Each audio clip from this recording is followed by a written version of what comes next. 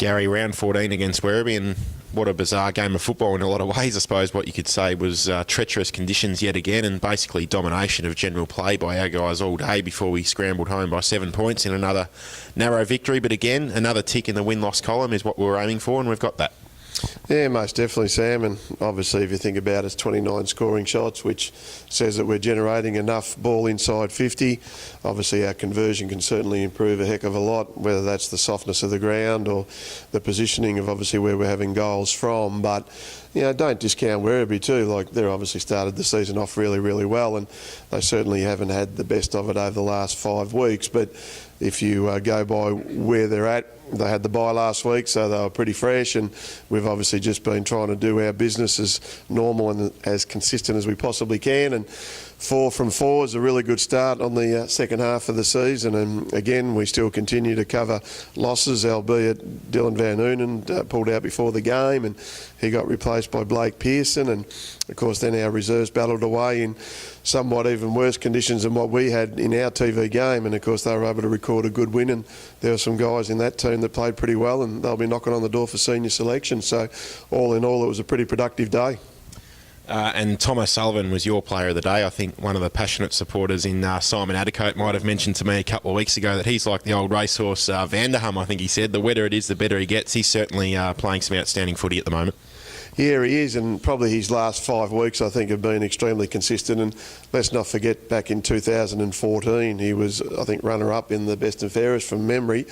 If not runner-up, he certainly would have been third. So from that point of view, we know what Tom's been able to deliver, and it's great to see him getting back to somewhere near that form. And as you said, the conditions would no doubt suit, but I thought he was pretty creative in and around the stoppages, and his ball use when he lowered his vision a couple of times going inside 50, I thought were pretty important. And the other thing is too, he's learning to become a leader, and he's in the leadership group as well. So I think that's been a real plus for him as to how he handles himself, not only on the footy field, but also to what he's got to do when he's representative of the leadership group. So that was a real positive for us. We obviously got Toby back, this week, and I thought he was pretty solid, and Matty Arnott as well. Again, I thought Shannon Lang had a good game, and he's been important to us the last couple of weeks. So I think there's some guys that can continue to get in some reasonable form. What we would like, though, is just having everyone available so that we can put our best side together, and hopefully over the next few weeks we'll be able to assemble something like what we think would give us the best opportunity if we can make the top 8 and subsequently go for the top 4 if we get that close. And to make a comparison to last year, and I'm certainly wary of jinxing it in any way, but at this stage we seem to be able to find a way to get over the line in these sort of close games. Do you put that down into anything in particular?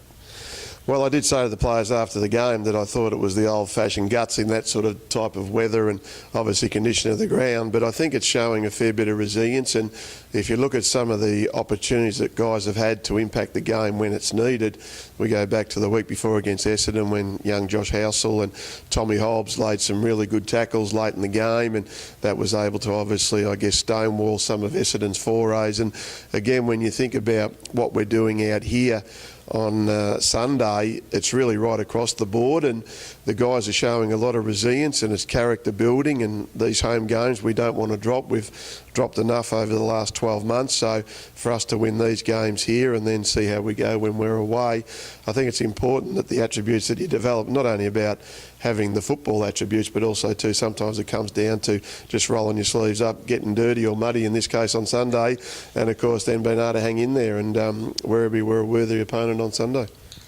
And so this week we're off to Sandringham to take on the Zebras, and will certainly be a really good test to see where the group sits in relation to some of the top teams of the competition. Yeah, that's true, and certainly Coburg was always a hard effort, and then obviously Essendon out at Windy Hill, Box Hill here, and another close game in Werribee. So we'll see how far we've come in the last month, and of course it's got to be, as I keep saying, a slow build because we know we've had a lot of change. So if the guys can draw anything out of what they've done in the last month, it should be the chemistry and the confidence continues to grow, and certainly Sandringham are the benchmark along with Casey, and obviously we can't forget Williamstown. So for us to play Sandy and then Williamstown in the following week, it will really give us a good indication of what we need to do to obviously win and keep winning. And just very, very quickly to finish, I'm sure you might just want to take the opportunity to say a few words about the sad recent passing of Port Melbourne legend and Team of the Century captain Frank Johnson Sr.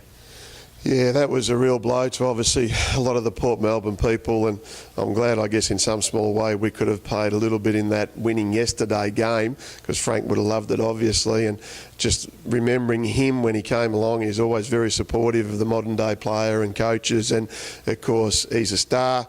He's obviously been a wonderful player, the only VFO player to be in the Hall of Fame, so that's testament to him being able to make an indelible imprint not only on the Port Melbourne Footy Club but also too in the football world as a whole, and we're going to miss him, so condolences to go to his family and obviously all the people that loved and respected him enormously.